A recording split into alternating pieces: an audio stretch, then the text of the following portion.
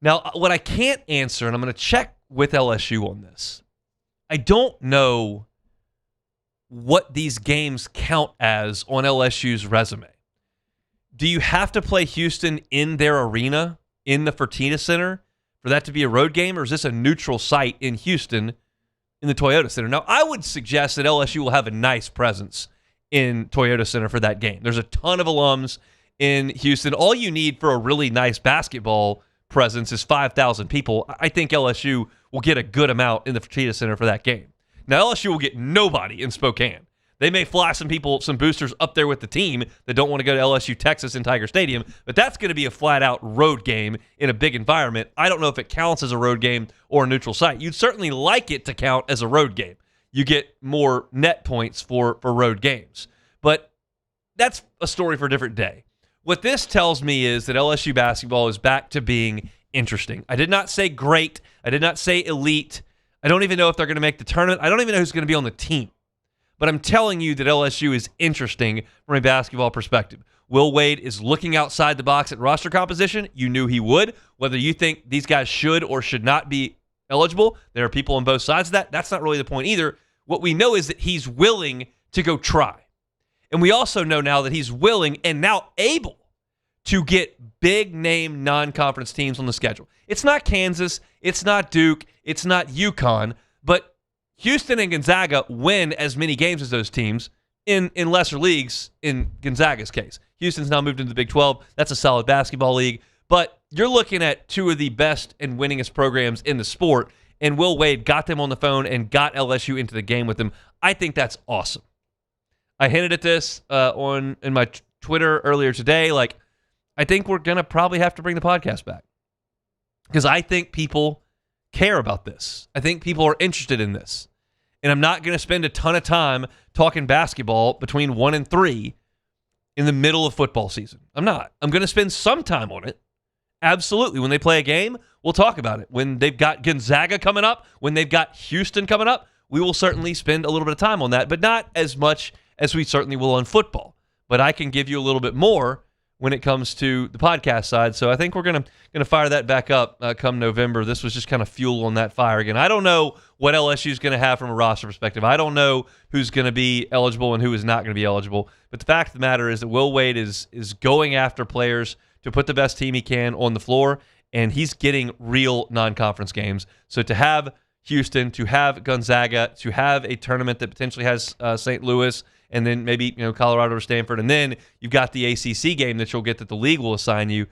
This is cool. I'm in on this. I think this is a great thing for LSU basketball, and I was really excited when I read this morning. The story's up at LouisianaSports.net. You can go check that out. But main story, LSU and Gonzaga will play on the Saturday that LSU and Texas play in November on the 14th. That's football. That's basketball. I know where your attention will lie, but hopefully they stagger those games so that we can get eyes on both of them over the course of that fun Saturday here in Baton Rouge. All right, that's our opening drive. We're brought to you by Sagrera Farms Premium Angus Beef. Let's talk a little Saints. Luke Johnson next. The Hunt Palmer Show. Boudreaux's Electrical Services. Boudreaux's Electrical Services. You can find them online at boudreauxelectrical.com. Neil and Melissa have been running the show at Boudreaux's for 40 years. It's the local option for a Generac home standby generator. You can buy a Generac home standby generator from the big box stores. I promise you can do it. But do they install it? If they do you ever hear from them again? What if there's a mechanical issue? Do you know who to call? That's not what you want to be dealing with. Boudreaux's Electrical is local from start to finish. You call them at 985-397-1562 or 225-300-9389. Give them a call. They come out, look at your situation. They give you a quote on the generator. Say, yes, let's get it going. They send a local team out to install it. They're monitoring it 24/7 after the installation. If there's a mechanical issue, local team comes out to handle it so that when your power goes out, and we know that happens in South Louisiana, that Generac home standby generator is ready to go. It's Boudreaux's Electrical Services. You can contact them at 985-397-1562, or I give you the easy way every single day. That's boudreauxelectrical.com.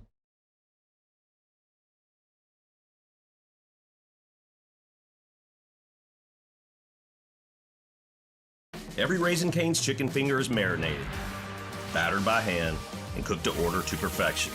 We don't have heat lamps, because when you make it right, you can taste it in every bite. Raising Cane's chicken fingers, one love. The experts at Hood Dental Care want you smiling bigger and healthier than ever. New patients can get a healthy gums cleaning for just $89, plus a free exam and full mouth x-rays. A $376 value. With over 3,000 five-star Google reviews, 5 local locations, and easy online scheduling with same-day care. Hood Dental makes it simple to get started. And we always have other great giveaways for new patients. Check out hooddentalcare.com and schedule your appointment today.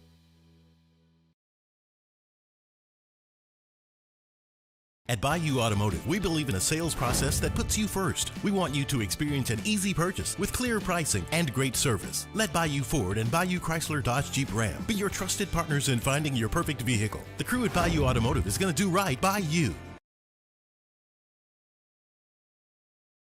Looking for cleaner energy?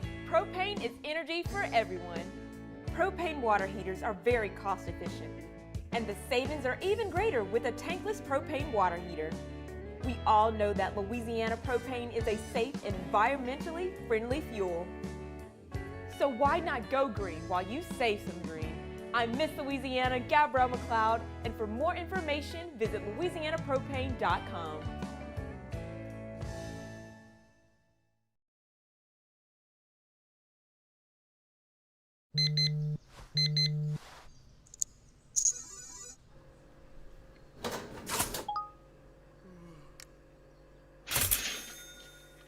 Sometimes you ignore the signs, even when they're right in front of you. Problem gambling isn't always easy to spot. Know the signs, set your limit. Learn more about healthy gambling habits by visiting us online or text or call for free, confidential help now.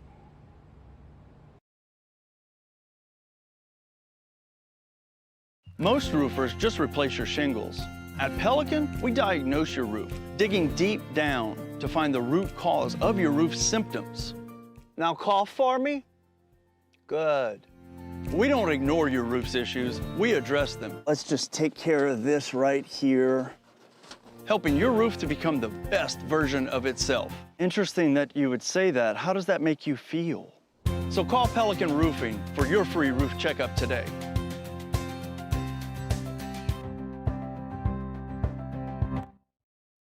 You're listening to The Hunt Palmer Show, brought to you by Sagrera Farms.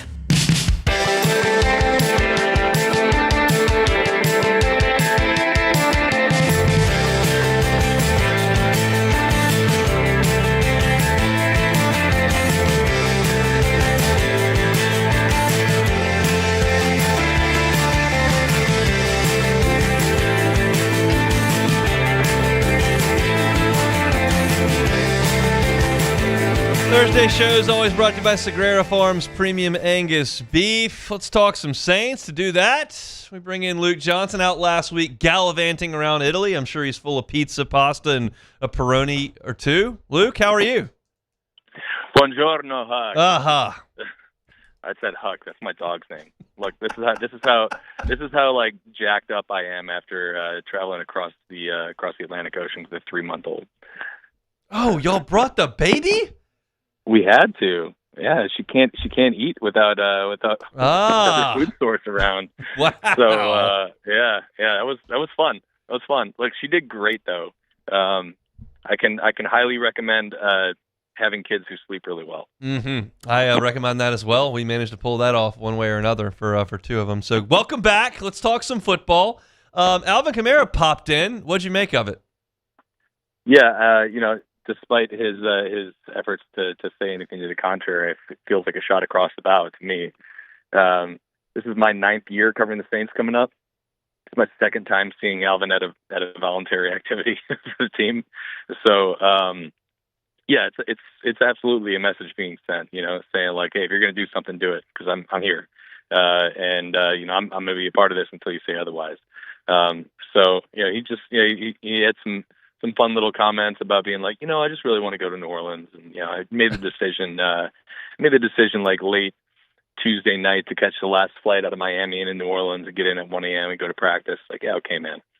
There's a level of calculation that's going on here that you don't want to get into. That's fine. You don't need to spill all the tea, but yeah, it feels to me like he's saying, hey, I'm here. The ball's in your court. Do something. I'm intrigued by the non-committal nature of the Saints' answers, whether it's Mickey Loomis or Kellen Moore on the issues. Like, what do you draw from that? Yeah, it's tough, like, because like Mickey's been talking about like asset management, which like I don't really get. At least definitely not from a 2026 perspective. I mean, they already made the decision to go out and sign Travis Etienne. Like, they've already got a bunch of money poured into the running back room, and that's not going to change no matter what happens from here on out for 2026. Maybe he's talking about the future of the team, 2027, and being more cap healthy. Then they got a ton of space next year. They can take on the $16 million in dead money or whatever it's going to be, because all that other dead money they've had to deal with for the last couple of years can be off the books. Yeah. So, so it's been really hard to kind of make sense of it all without getting like the true motivations behind what they're saying. I mean, at the end of the day, maybe it all boils down to they just don't think Alvin's the player he once was, which is definitely true to a degree. Which degree the Saints believe it is kind of the key point here, right? They obviously went out and got a new starting running back this offseason. They invested a draft pick in Devin Neal last year and Kendre Miller a few years before that. They wanted to get more explosive and better in that room. But I still think that, with a better offense around him, better offensive line, I still think Alvin has probably more in the tank than he showed last year. He's just 2 years removed from 1,600 scrimmage yards and career high in rushing and a handful of touchdowns. I think there's still probably more in the tank there. It's just a matter of how much and how much they believe in it. We are 6-7 weeks out from training camp. Do you think he's there when they break for camp? Yeah, my inkling all along has been that he will be there. Okay. But I just got done talking to my colleague, and he doesn't think he'll be there. Yeah, I do think that there's really an element of unknown to this, and the longer the Saints they drag this out, where they say like we're still evaluating his spot on the roster, makes it feel less likely, right? It'd be very easy for them to say he's a part of the team, but I still just doing a cost benefit analysis of this thing. It just feels like, to me, really unlikely that they're just gonna wave off one of the better running backs in franchise history, a guy who holds all these franchise rushing records, over like a couple $1 million. I don't see what they really get out of that outside of a really negative PR hit and a worse football team. Sounds like Tyler Shuck had a pretty good day out there at OTAs yesterday. Made some throws. I realize nobody's wearing full pads. The linemen aren't doing a whole heck of a lot, but what'd you draw from that? Yeah, giant grain of salt, right? Yep. Like a huge block of salt. But, but yeah, look, we were all out there for Tyler Shuck experience last year in OTAs, and there was some impressive moments from last year's OTAs, but you can see growth, right? You can see a guy who's really comfortable in the offense, who's comfortable with his teammates, who is willing to be a little bit more aggressive and not play the I'm going to go out here and not make mistakes and do the right thing and check the ball down 5 times in 10 reps for 7-on-7. So I think we saw him yesterday just take a couple really confident steps up and just kind of rip balls downfield. I mean, there was, of his 6 completions, 4 of them were intermediate, 15 to 20 yards downfield. And I mean, the talent has never been in question for him. It's just, it's like, can he continue to put everything together? Can he take a step forward? And I think that's just a small sign, but it's a sign that he's moving in the right direction. He's got a lot of new wide receivers running around out there. Anything catch your eye from that perspective? Yeah, I mean, I think Jalen Polk looks really impressive, right? Just from again, this is they're running out there in t-shirts and shorts, right? And it's not the same level of competition they're even going to face in training camp, enjoying practices, real games, etc. But I think just from a physical standpoint, I think Jalen Polk looks really impressive. Obviously, it did not go well for him in New England. They basically gave him away for a bag of peanuts. Yep. But I think for somebody who is trying to be the 3rd or 4th wide receiver on this team, he is light years ahead of what they've had in the last several. Basically my entire time covering this team, right? Maybe with the exception of the 2021 season when they had Mike Thomas, Jarvis Landry, Chris Olave all on the same team. He felt pretty good about all three of those guys, even if injuries kind of ruined that. I think that just from a pure numbers and talent standpoint, they're so much better off than they were. Bryce Lance, he's somebody. Look, he's like exactly who we thought he was going to be at this stage, right? He's wiry. He's really thin. We've seen him kind of struggle through contact a couple times, but like, man, when he goes, like he really goes. And he had just a beautiful double move, deep ball touchdown the other day in 7-on-7. And again, grain of salt, but like this is what you want to see out of a player like him. You know, you want to see him using his speed to get vertical and make big plays. That's going to be what they're going to ask him to do. They're not going to ask him to go run a bunch of digs and try to catch a fastball in the middle of the field when Fred Warner's waiting to take your head off. Like they want him to go use his speed, stretch the field, and open things up for everybody else. And it might be a very, very small role for him in his rookie season. You know, like asking for 20 catches might be asking for a lot, but I think they might be really, really important catches. And even when he doesn't have the ball, teams are going to have to be aware of him. So I really like that addition. You mentioned Olave. What does the signing over in Atlanta with Drake London mean for him in the next couple of months? Yeah, well, I mean, I think it just continues to raise the floor for what he's going to be making. I remember, I think it might have even been on your show last year. I balked at the idea of paying him $30 million a year. You know, I bet the math has changed, and it's going to continue to change. And the longer this plays out, the more it's going to change. And I think that Drake London signing a deal that's going to get him $35 million plus a year with $100 million in guarantees probably means Chris Olave is going to be signing around that number. Yep. And I think, look, I feel a lot better about him now than I did at week 8 last year. I think the guarantees are going to be a sticking point here because he's a guy with a history of concussions, and you know he's not 6'4", 210 like Drake London is. He's smaller, and injuries are going to be part of his NFL story. So the guarantees are probably going to be what they're talking about. But when you talk about APY, like those players are very similar in terms of what they produced, where they were drafted, what they've done in the pros. And yeah, I think 35 is a benchmark for him, and I wouldn't be surprised if he clears it. We shall certainly see. We'll be reading. Luke Johnson covers the team for theadvocate.nola.com with us on Thursdays. Welcome back. We'll talk next week. Sounds good, buddy. See ya. Ciao. Ciao, buddy. Beautiful. Luke Johnson, fresh out of Italy, where he was at our mutual friend David Hellman's wedding across the pond. It was like my entire Reveille friend staff that was over there, and a lot of the NFL beats was over there. Saw Kat Terrell was there, Luke Johnson was there, saw Courtney Cronin was there. He covers the Bears that I run into a lot in my Chicago covers. It seemed like quite a festive event, and Luke and his beautiful bride was there with their newborn, apparently, which I was unaware of. It seems like everybody had a great time. Hellman's off and married. That's all good, and we welcome Luke back, talk a little bit of Saints. Also want to remind you about Highland Insurance Group. They're online at highlandig.com. That's highlandig.com.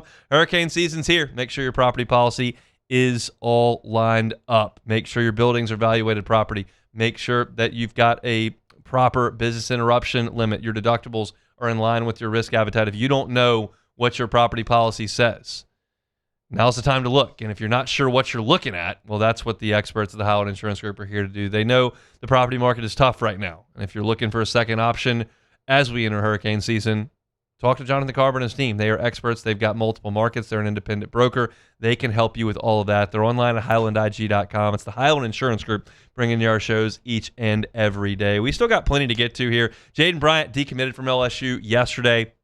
South Carolina prospect, 5-star edge rusher, flipped to Miami, says he's shutting things down. Did that about 5 hours after he tweeted, "Go Tigers." I guess that's recruiting these days. I wrote a column about it over at LouisianaSports.net where it's just like, in a bygone era when a 5-star decommitted, like the internet went ablaze. And like yesterday I sent out like, what's our give a darn meter here? And it was like none, like whatever. And that's just kind of where we are with that stage of recruiting. Maybe on signing day, maybe if it's a Louisiana prospect. We'll talk about all that coming up in 15 minutes. But Jaden Bryant did decommit. We'll talk about that at 1:45. We'll get some sound from Kellen Moore at 2 o'clock. LSU baseball is searching for arms and bats. We'll talk about an arm that they're targeting coming up at 2:15. So that's 45 minutes from now. But when we come back, we'll set the table for Super Regional Weekend to come. Joe Healy, SEC Extra on D1 Baseball. He'll be with us next.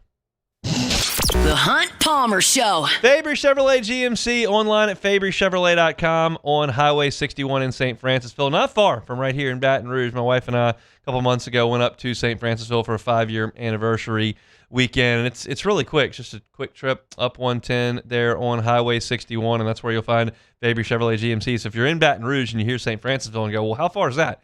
It's pretty quick, right north of town, and you can get there for a great selection of vehicles, great customer service. You'll get wonderful buying experience and great service after the sale. If you're looking for a new SUV for that family road trip, can't recommend the Chevy Tahoe or the Chevy Suburban enough. You can also get behind the wheel of a GMC Yukon, a Denali. They're all right there at Fabry Chevrolet GMC. The Fabry family has been at this 35 years. How do they last 35 years? Well, it's because great customer service and amazing relationships here in this town. Go by and see them, Highway 61 in St. Francisville, or check out that entire inventory online at fabrychevrolet.com. When it comes to industrial construction, River Parish Contractors can do it all.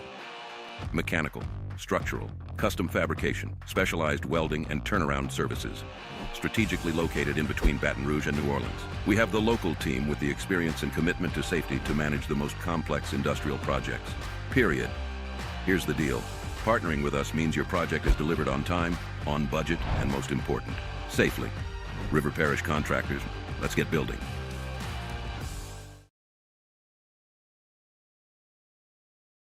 At Bayou Automotive, we believe in a sales process that puts you first. We want you to experience an easy purchase with clear pricing and great service. Let Bayou Ford and Bayou Chrysler Dodge Jeep Ram be your trusted partners in finding your perfect vehicle. The crew at Bayou Automotive is going to do right by you. At Parrish, we bring the same commitment to your home that champions bring to the game. Do business with someone you know. Parrish Construction and Roofing. Parrish Construction and Roofing. ParrishBuilt.com.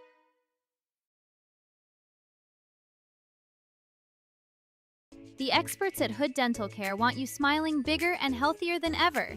New patients can get a healthy gums cleaning for just $89, plus a free exam and full mouth x-rays. A $376 value. With over 3,000 5-star Google reviews, 5 local locations, and easy online scheduling with same-day care. Hood Dental makes it simple to get started. And we always have other great giveaways for new patients. Check out hooddentalcare.com and schedule your appointment today.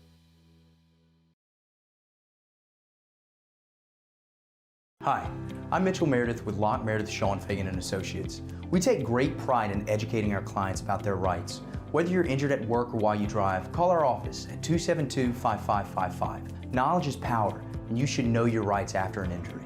Hi, I'm Sean Fagan of Locke Meredith Shaw Fagan & Associates. When insurance companies have been unfair, we've never been afraid to go to trial. Fighting hard to protect your rights, we never settle a case out of convenience. We only settle when it's right for you. Whether you hire us at all, give us a call. Transform your living space with Lacoste & Young Remodeling and take your home from outdated to outstanding. Redefine your kitchen for the ultimate culinary experience or elevate your daily routine with a spa-worthy bathroom retreat.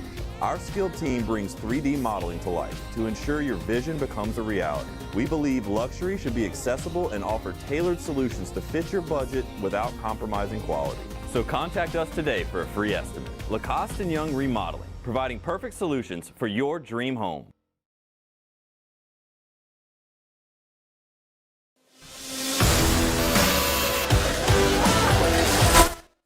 You're listening to The Hunt Palmer Show, brought to you by Sagrera Farms.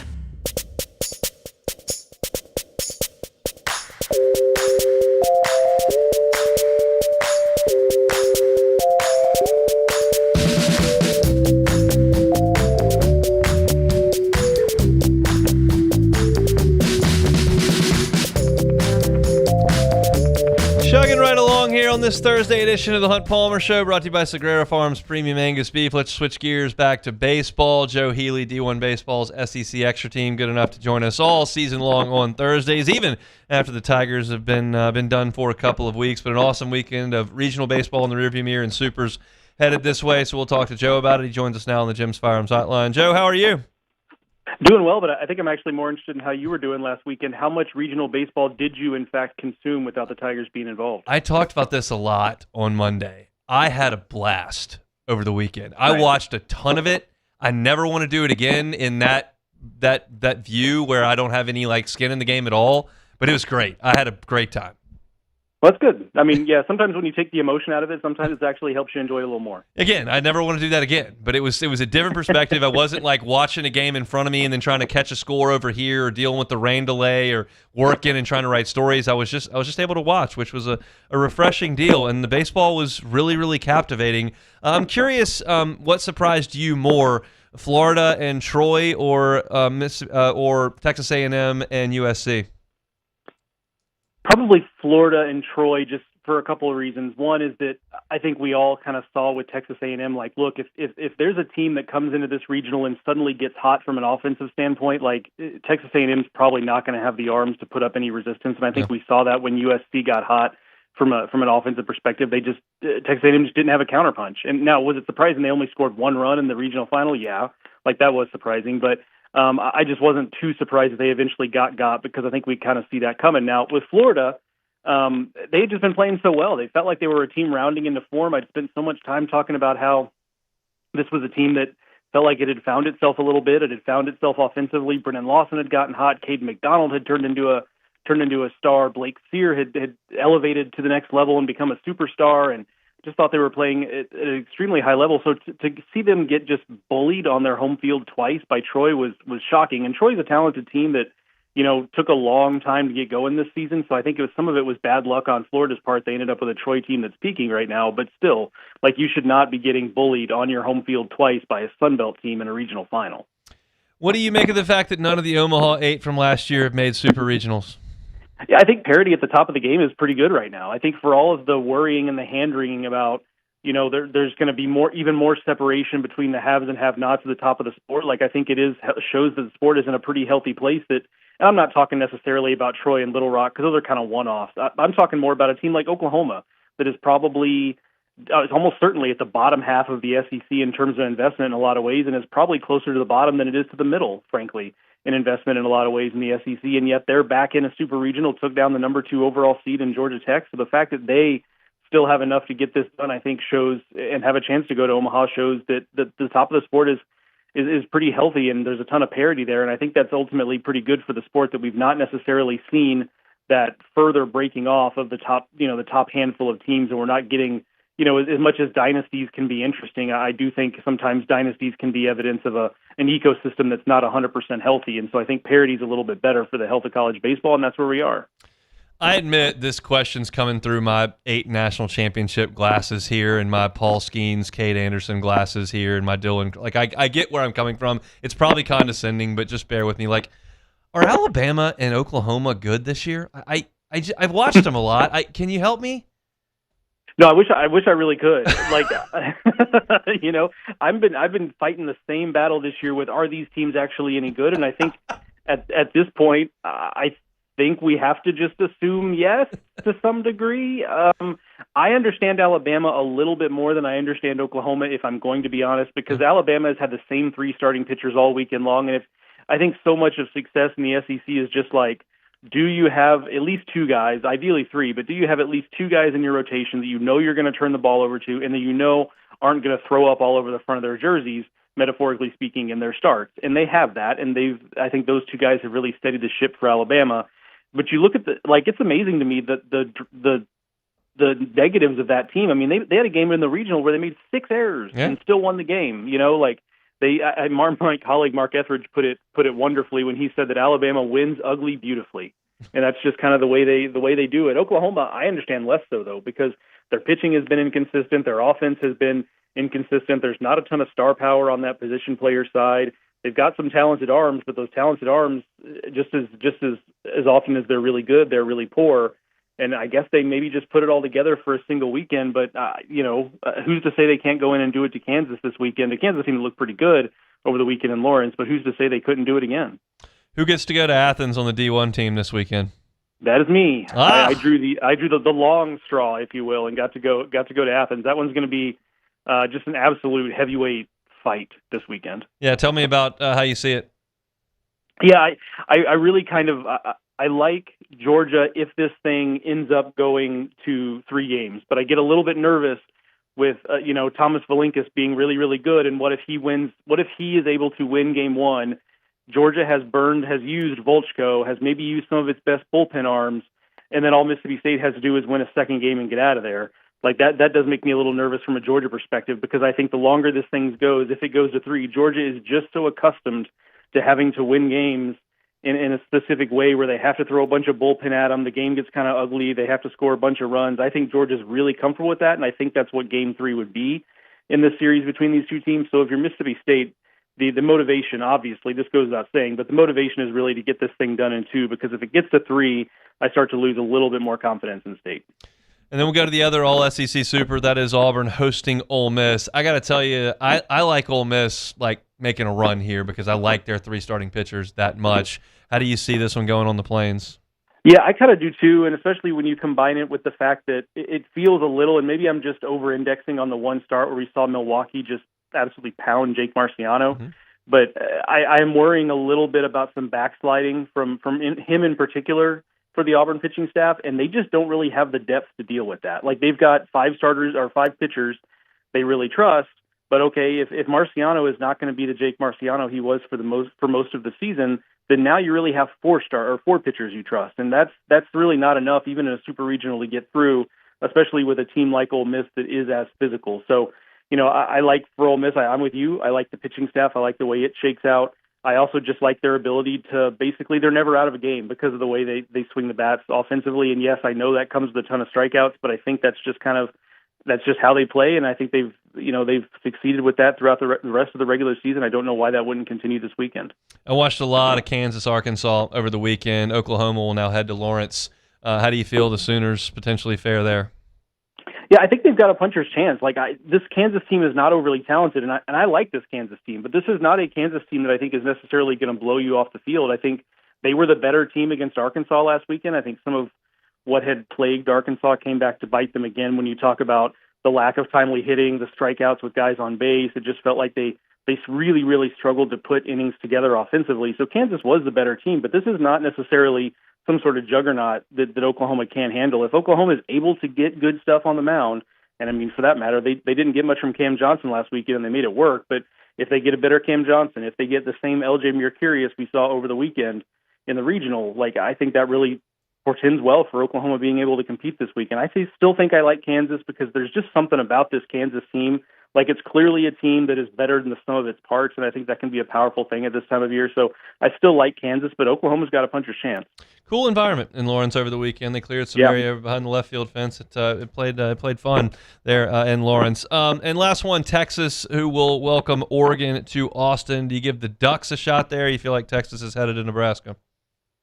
I do think Texas is ultimately going to end up being the team in Omaha, but Oregon's got a shot here. They are one of those teams that one of the big deciding things in these types of matchups is, what is your high-end talent like? And it's so often when you match these SEC teams against teams from other conferences, you can kind of see it on the field where you're like, oh, the high-end talent on these two teams are not the same, and that ends up being a difference maker. But with Oregon, their high-end talent is every bit as good as Texas's. In terms of raw talent. Now, they don't have the depth as much. They're obviously playing on the road.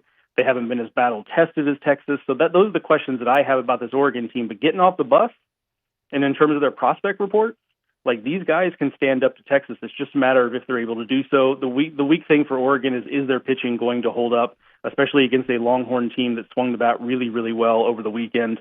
They've got a starter in Will Sanford who's having a really nice year, but once you get past that top guy, their pitching does drop off a little bit, and that's my concern from a Ducks standpoint of if they have to burn through a bunch of pitching to try to get through Game 1, I'm not sure where they turn in Games 2 and hypothetically in a Game 3. Joe, last one here. Two guys that are going to kind of be lumped into the same bucket because they took over for legendary coaches is Michael Early and Josh Elander. Both guys parted ways with their pitching coaches after regional play. How do you feel about those two programs right now? I don't know that I would have said this a year ago, but I actually feel a little bit better about Texas A&M right now than I do Tennessee. It felt like Texas A&M actually had the right combination of things this year.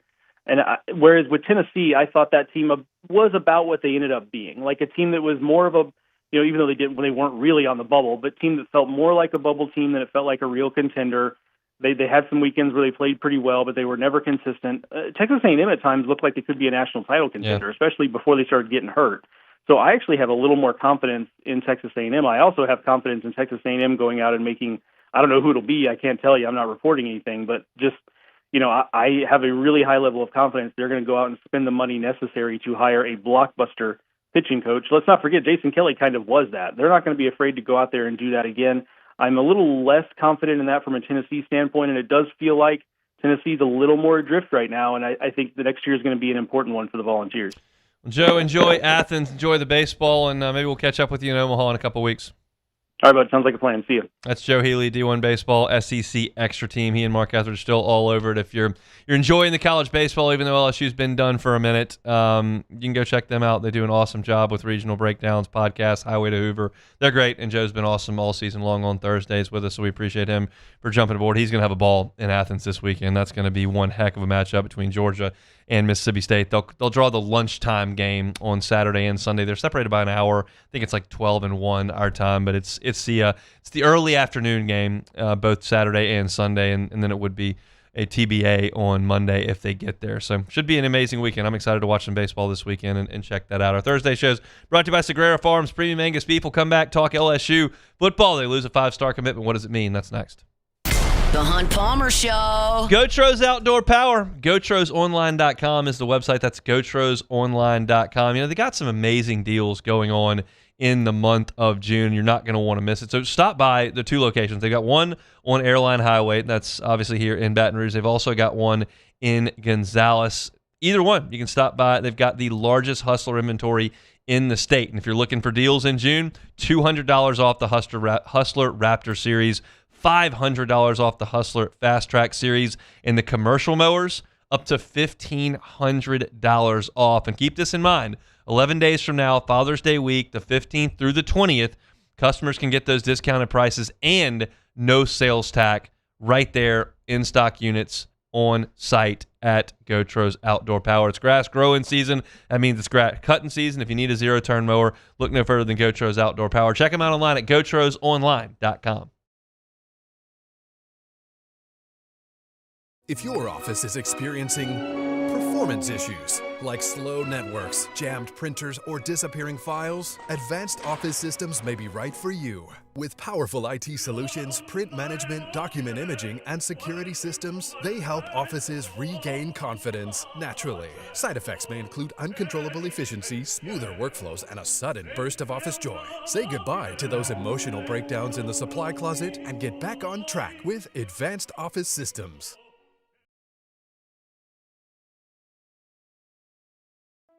Another roof gone too soon. Looks like neglect. There's no doubt about it. This is a case of poor installation. At Pelican Roofing, we don't guess. We investigate to find the real cause of your roof's problems. Call Pelican Roofing for your free roof investigation today. Case closed.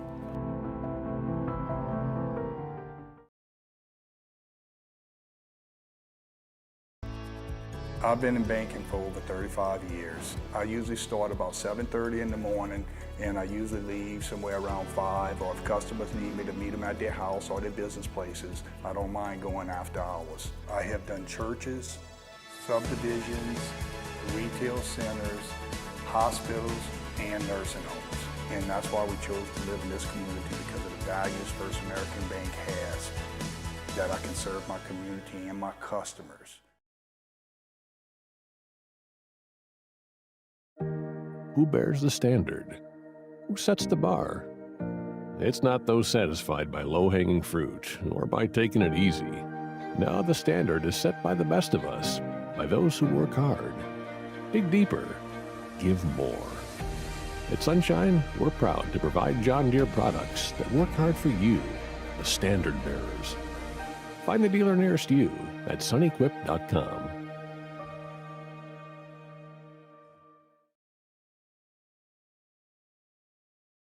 Hey, it's Matt Moscona. Look, back pain can sideline you from the things you love. That's why I trust Dr. Kevin McCarthy and the team at the Spine Center of Louisiana. Dr. McCarthy doesn't just treat symptoms. He gets to the root of the problem. From advanced injection therapy to minimally invasive surgery, they've got the expertise to get you back in the game. With 5 locations across Louisiana, including right here in Baton Rouge, quality care is close to home. Call the Spine Center of Louisiana or visit spinecenterla.com.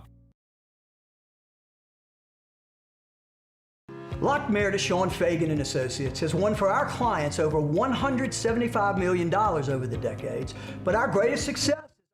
You're listening to The Hunt Palmer Show, brought to you by Sagrera Farms.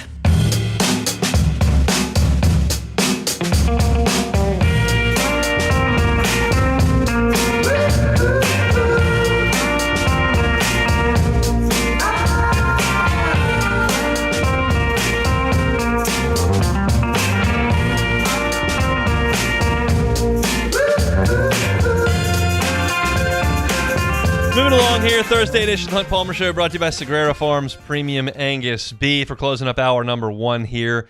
Let's do a little recruiting. LSU loses a 5-star commitment from South Carolina edge Jaden Bryant, 6'3", 260 pounds, committed to LSU. Back in early January, once LSU made the move to bring Sterling Lucas in as a defensive line coach. Of course, Sterling Lucas comes from the Gamecocks of South Carolina. Then you got Jaden Bryant, who hails from the state of South Carolina. That relationship had been formed, and they quickly got him into the boat when Sterling Lucas took the job at LSU. And Jaden Bryant jumped on Twitter yesterday, tweeted out a "Go Tigers." All seemed well. 4 hours later, flipped to Miami, said, "I'm not taking any other visits." So it's like, okay, that's recruiting, I guess, right? And I wrote about this, and I've talked about it a little bit, but there was a time in the recruiting world where when you had a 5-star commitment and that commit decommitted or flipped, it was a meltdown. Oh my goodness, you lost a 5-star? Unbelievable. Like just heart-wrenching stuff online. Message boards, Twitter, social media, text messages, people going nuts. And yesterday, this news dropped, and I tweeted out the story that I wrote for LouisianaSports.net, and it was like, where's this on the give a darno meter here for people? And I just got responses like 0, whatever. And I think that's probably true. Now, that doesn't matter for the actual football ops building. I'm sure Sterling Lucas was bummed out yesterday. I'm sure Blake Baker was a little bummed out to hear that. I'm sure Lane Kiffin wasn't just chipper at the news that a guy they had put some time and resources into recruiting at 6'3", 260, one of the top 5 edge rushers in the country, according to these services, had flipped his commitment to Miami and had left LSU out in the cold. But in the big picture, we all kind of look at this and go, there's no question that Lane Kiffin took this job at LSU because of the access he's got to better high school talent. He's just, that is a true statement at LSU relative to Ole Miss. LSU recruits high school players at a higher level than Ole Miss. And a lot of that is because of LSU's national brand, and certainly even more of it is because of the weight that carries in the state. Now, if LSU does not close Easton Royal, if LSU does not get Elijah Haven, which they're not, and if LSU can't go down the road to Cecilia and grab another 5-star on the offensive line, well, then all of a sudden you are going to have some people freaking out. Because that's the stuff that really still moves the needle. You need to close Albert Simeon. You've got Ahmad Hudson. Albert Simeon, you're fighting A&M for. Easton Royal, you're fighting Texas for. You're dealing with the Lone Star State on 2 different fronts there. You get those 3 guys, you're good. That's the point.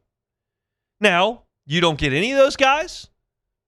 Just Ahmad Hudson. You lose out on Easton Royal. You lose out on Elijah Haven. You lose out on Albert Simeon. Miguel Whitley committed to Ole Miss this week. Like, all of a sudden, you look at that and you go, okay, you need to tighten that up. But you know that the transfer portal is available to go stock the shelves. You know that losing a high school player is not as impactful as it once was. I still contend you need Will Campbell in this program. You need Whit Weeks in this program. You need Tradez Green in this program. You need the 4 and 5 star, 3 and 4 year high school players that you bring in. You don't want to go get 40 new transfers every single year to restock the entire starting lineup. That's not the best way to go about it. It's a way you have to consider, but picking up these high-end Louisiana high schoolers, paying them a reasonable amount to develop them through the program and having them for multiple years, as opposed to players in the vein of AJ Halsey who come in here, they're here for 5 months, they're gone. Like, that helps, but 3 years is more impactful than 5 months. So I still think that high school recruiting is very important. I still think Lane Kiffin took this job because of the advantages you have in some high school recruiting. But in this instance, an out-of-state kid, even at a 5-star, that used to be just sound the alarms. And a guy like Bryce Underwood's still going to do that. You got the number 1 quarterback in the nation committed, could be a program-changing player. That's still going to sound some alarms. But an edge rusher, a cornerback, a tailback, a linebacker, it just doesn't move the needle like it once did. And I think that has to do a lot with the fact that the transfer portal is right there. But I will say, if there are Louisiana kids that you can't nail down, that's when you start to feel the squeeze a little bit. So yesterday's news just didn't really move the needle a lot. We'll see how LSU closes with the top guys in the state of Louisiana, Easton Royal, Albert Simeon, and then, guys that you have down the line that you would like to get in this class, like potentially Karan Eugene, you got Jaden Anding, those types. We'll see. That's a look at LSU football recruiting here on this Thursday, brought to you by Sagrera Farms Premium Angus Beef. Father's Day's coming up. You want some of the finest beef in the country? It's just north of Baton Rouge. Prime steaks, prime ground beef, prime everything that Sean does up there at Sagrera Farms. So go by and see him and contact Sean. I'll give you his number every single week, and we'll do so coming up here in hour number 2. But they bring you our Thursday shows each and every week. If you missed any of the first hour, catch it on demand. Search Hunt Palmer Show. Open the show talking about LSU basketball. Scheduling Gonzaga and Houston. Incredible. Luke Johnson talking Saints. You can find that at Hunt on Saints. Joe Healy previewing the Supers. We'll pause for Sports Center. When we come back, some sound from Saints OTAs. That is next. The Hunt Palmer Show. Fabry Chevrolet GMC online at FabryChevrolet.com. That is FabryChevrolet.com. Got some awesome deals going on in the month of June at Fabry Chevrolet GMC. You want a 2026 Chevy Silverado? 0% APR financing now until the end of the month. That's for 36 months. Want a 2026 GMC Sierra 1500? You can get that for 2.9 APR financing for 72 months. So now until the end of the month, which you've got a few weeks. Really look at that Chevy Trailblazer, maybe the Chevy Trax. You can get those for as low as $30,000. They've got incredible options there at Fabry Chevrolet GMC. They've got new vehicles. They've got pre-owned vehicles, and the entire inventory is online at FabryChevrolet.com. So always invite you to make that short drive up to St. Francisville. They're right there on Highway 61, and happy to see you in person. But you can start your buying experience online at FabryChevrolet.com. The entire inventory is right there. It's online at FabryChevrolet.com. Ever wonder why cane sauce doesn't come in a pre-sealed packet? It's because it's made fresh inside every Raising Cane's every single day. Because when you make it right, you can taste it in every bite. Raising Cane's chicken fingers. One love.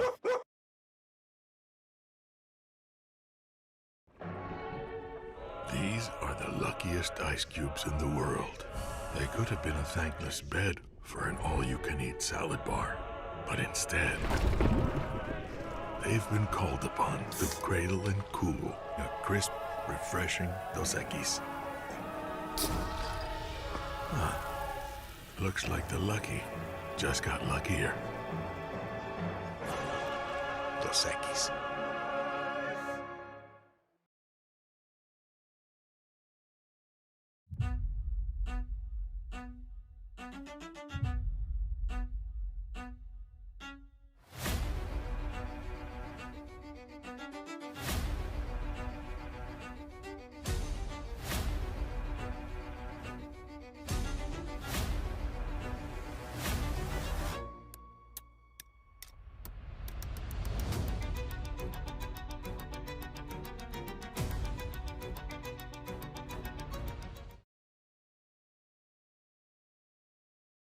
At Bayou Automotive, we believe in a sales process that puts you first. We want you to experience an easy purchase with clear pricing and great service. Let Bayou Ford and Bayou Chrysler Dodge Jeep Ram be your trusted partners in finding your perfect vehicle. The crew at Bayou Automotive is going to do right by you.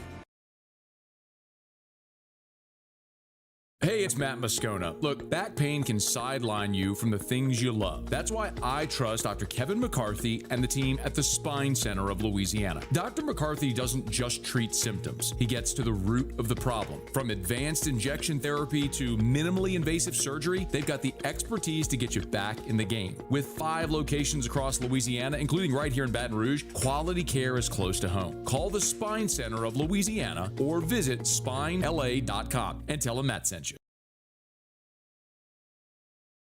As a business owner, you're always focused on how you can improve the bottom line.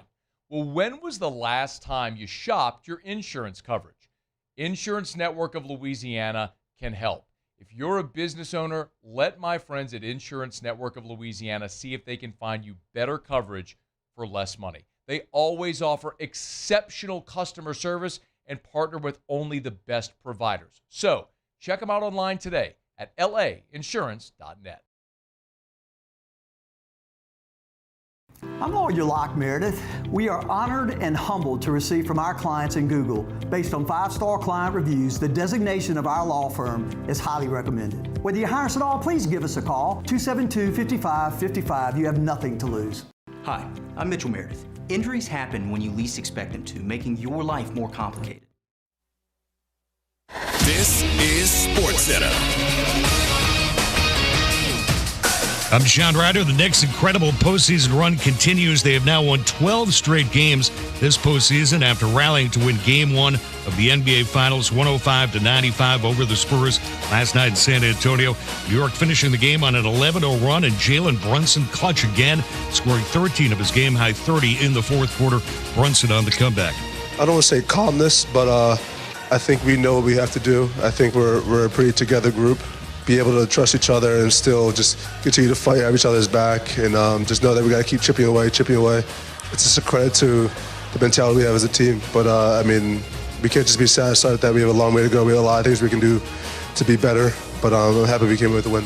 And Game 2 of the NBA Finals tomorrow night in San Antonio on ESPN Radio, the app, and ABC TV, with coverage starting at 8 p.m. Eastern. NFL and the Packers have signed receiver Christian Watson to a 4-year, $110.5 million extension with $31 million guaranteed, reports ESPN's Adam Schefter. Day baseball in the Bronx. The Yankees and Guardians tied at 1 in the 6th inning. Hey, it's Michelle Smallman, and coming up Friday, Wemby and the Spurs threw away Game 1 at home against the Knicks. I'll tell you if what I saw from them concerns me going into Game 2. It's Unsportsmanlike, 6 a.m. Eastern, right here on ESPN Radio, ESPN2, and ESPNU.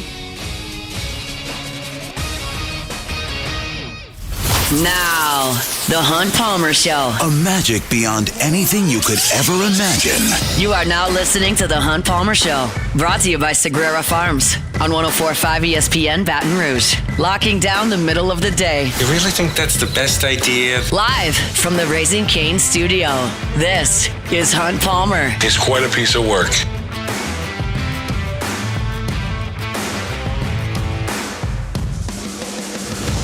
Hour 2, Hunt Palmer Show, brought to you by Sagrera Farms Premium Angus Beef. Working towards the weekend. We got plenty to do here in hour number 2.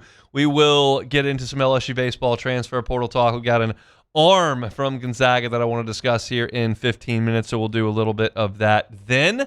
But right now, we're going to talk a little Saints. Kellen Moore met with the media yesterday. A lot of his discussion was about Alvin Kamara. We've talked a ton about Alvin Kamara. We talked about it yesterday on the show twice. We talked to Luke Johnson about it in the first hour. We kind of covered that on every angle. So I wanted to deviate from that central storyline a little bit, but not too far, because we are going to talk about the Saints running game and some of the things Kellen Moore had to say about it. And that really starts up front, right? And you've got a Saints offensive line. You've got these 2 first-round picks at tackle. You've got a Pro Bowl caliber center. You've got Caesar Salad, as Matt likes to call him, at right guard. And you've got, I can't even say it with a straight face. And then you've got David Edwards, who you went and got at left guard to try to fortify this thing and help run the football a little bit better than the Saints did last year. And Kellen Moore was asked about David Edwards and just kind of how he's been impressed with him in the early going in black and gold. Yeah, physically it's really impressive what David can do. His experience and his communication skills are really special. If you go watch that Buffalo film, how much he's communicating at the line of scrimmage is incredible. Him being in the left guard position and communicating with the tackles and the centers and the quarterback and all that. So he gets football from a really high level. And I think just that combination of him and Banks over there, spending time together, when those guys, get tied together and can communicate at a really high level and they can work these combinations, we got something really special going on right there. I don't disagree with that. It's very possible. I think that this was a good signing. We talked about it last week when there was a question raised by ESPN.com, like, why are you investing in guys that are like win now guys when you're really not at a win now spot? It's like, well, we're trying to develop the quarterback and move things along pretty quickly. And one of the things you got to do is run the ball. And the Saints couldn't run the ball last year. Now, it hurts when your center's out for the year.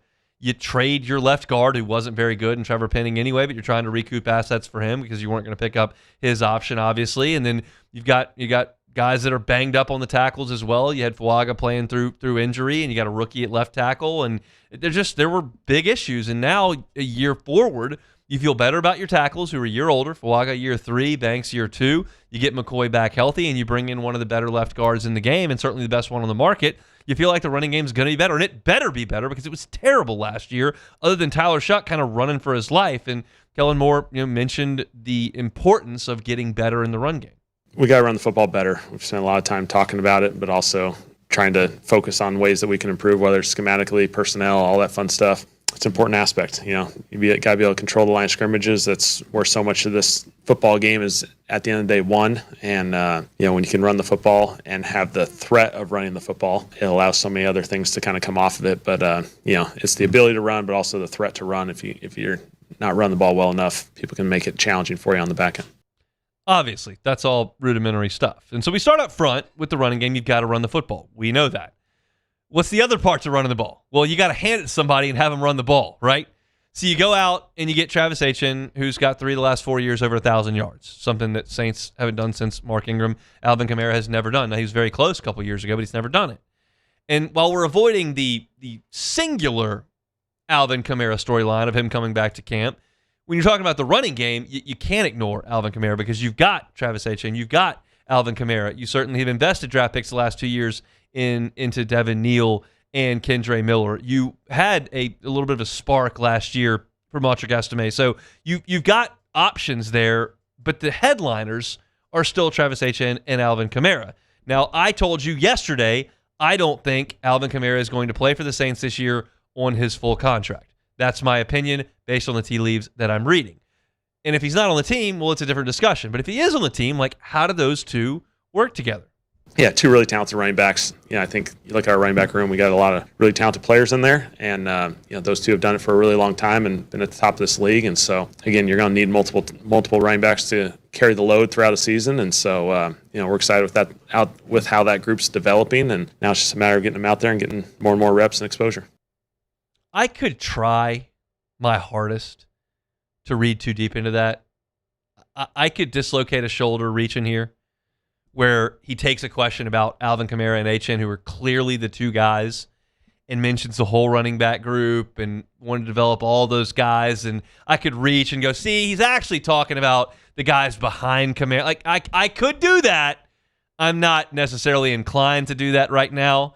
I think I'll just let that answer lay where it may lay.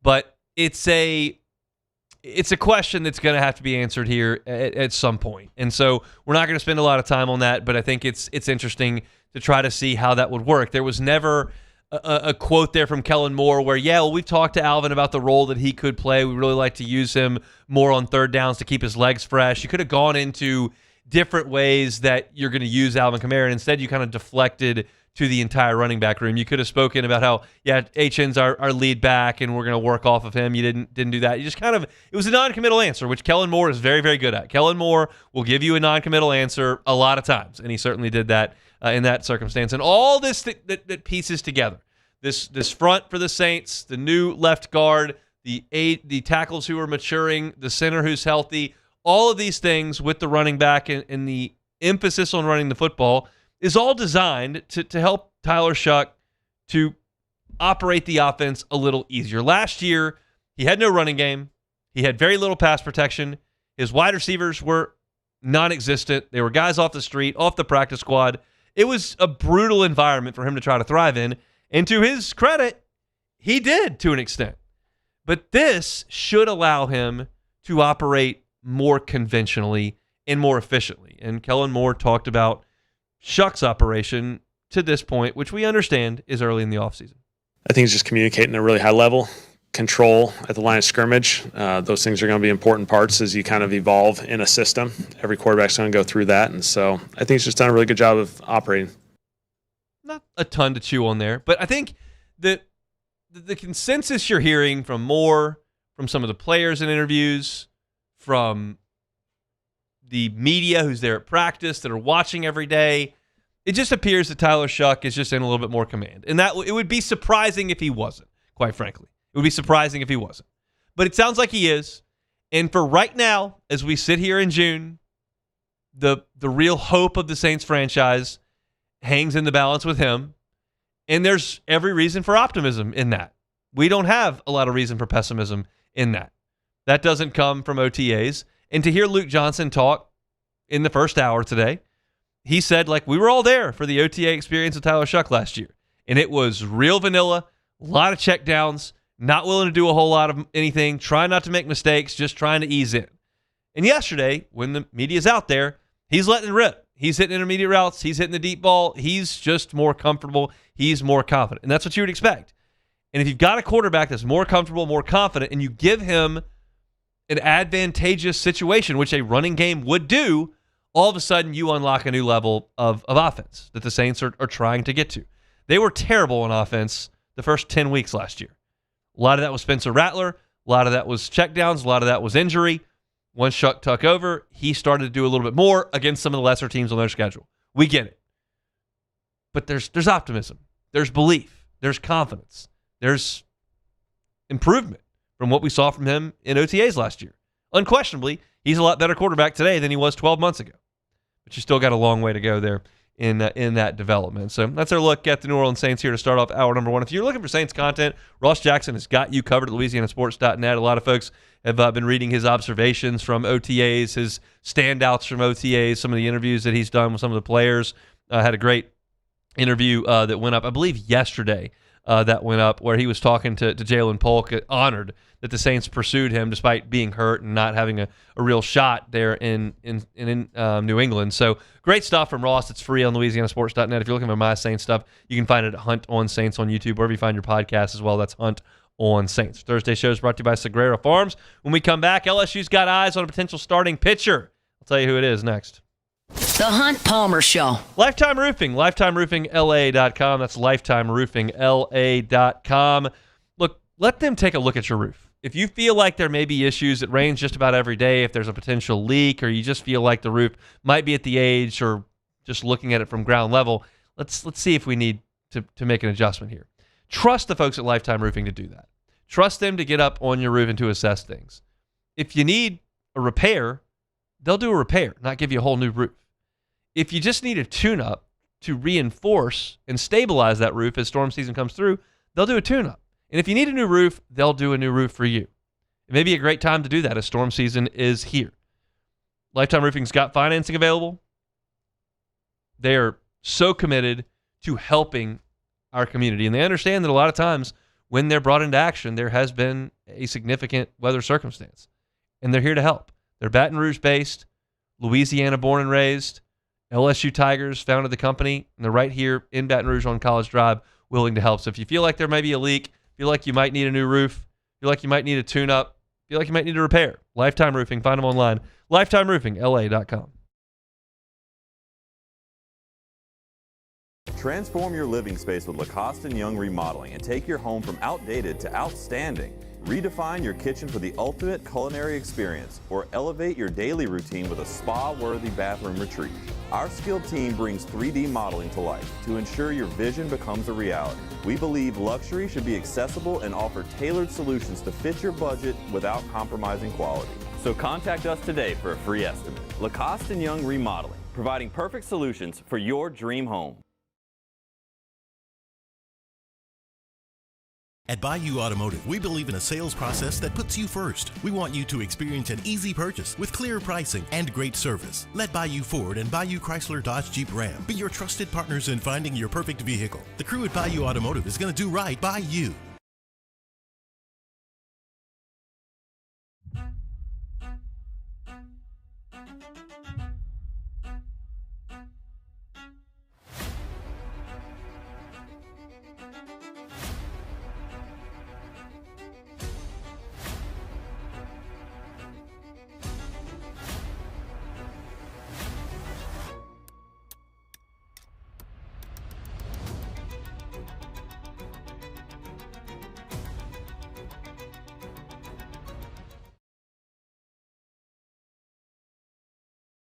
My name is Mike Krumholt, and I've been with First American Bank for 4 years. What makes First American Bank special is we're able to offer all the products and services that any other big bank can offer. What sets us apart is being able to give that small town feel that someone can pick up the phone and they can talk to someone or stop by the branch and get excellent customer service.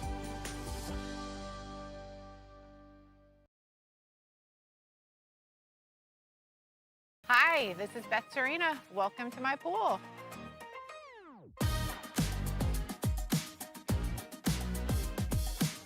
The first time I saw this beautiful pool, it exceeded every expectation that I had. They were able to get everything we wanted in this pool. It is a beautiful pool. We live out here, we eat out here, we watch TV out here. This is like our living room outside. We love this pool and everything about it. When we decided to build our pool, we called a great friend who is one of the best pool builders in the country in North Louisiana, and we said, who would you choose to build a pool in Baton Rouge? And without a hesitation, he told us Russell Pools. He said their history, tradition of great builds, great pools was unmatched. So of course, who did we call? Russell Pools. The advice I would give to anyone looking to build a pool is first call Russell Pools. They'll do an incredible job. It'll be incredibly organized, it'll be time efficient, and you will have your pool in no time. This is the Hunt Palmer Show, brought to you by Sagrera Farms.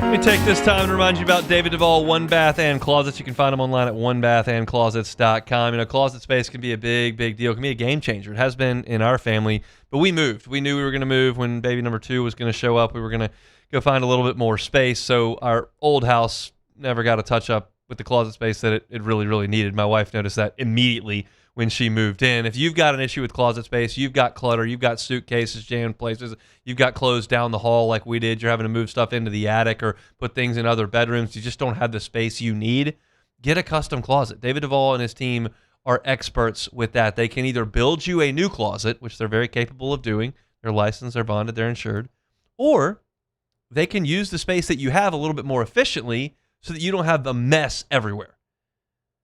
It's customized to your specifications. Go see some pictures. OneBathAndClosets.com is the website. There are great pictures of their fantastic work. It'll be customized to your specs, and it will be gorgeous. They're going to do it right the first time and leave the competition behind. It starts with a free consultation with David. That doesn't cost you anything to talk to David. So just go to OneBathAndClosets.com, request that free consultation, tell him you heard about David and One Bath and Closets on the Hunt Palmer Show, and he'd be happy to talk to you about a brand new closet there. It's OneBathAndClosets.com. All right, we're chasing down targets for LSU baseball to this point, and I've been vocal in suggesting that LSU needs to go find a weekend starter. I understand the nature of collegiate athletics right now. I know that weekend starters are expensive. I know that LSU has resources invested in Kason Evans and William Schmidt and Marcos Paz and Cooper Moore. I understand that, and they're all coming back to next year's team. All that's well and good. But that was your group this year, and it wasn't good enough. So to me, just betting on improvement from those guys, while you do have to do that to an extent, I'm not solely placing my bet on that, as well as the freshman class to come in. I need somebody who's done it in college who can come in and compete. Maybe those guys beat them out, but I need some competition. And LSU is very obviously looking for a little bit of that right now. And one of the names that has crossed our radar is Gonzaga freshman Landon Hood, who is in the portal.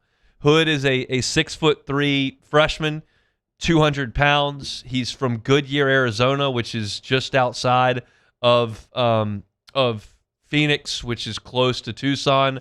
I did the map quest there, the Google map there. It's about an hour and 20 minutes from Tucson, where Jay Johnson was the head coach. Now, he would not have recruited Landon Hood. Johnson's been here now for 5 years. Hood's been in college for 1, so he would have been in 8th grade when Jay Johnson made the jump to LSU.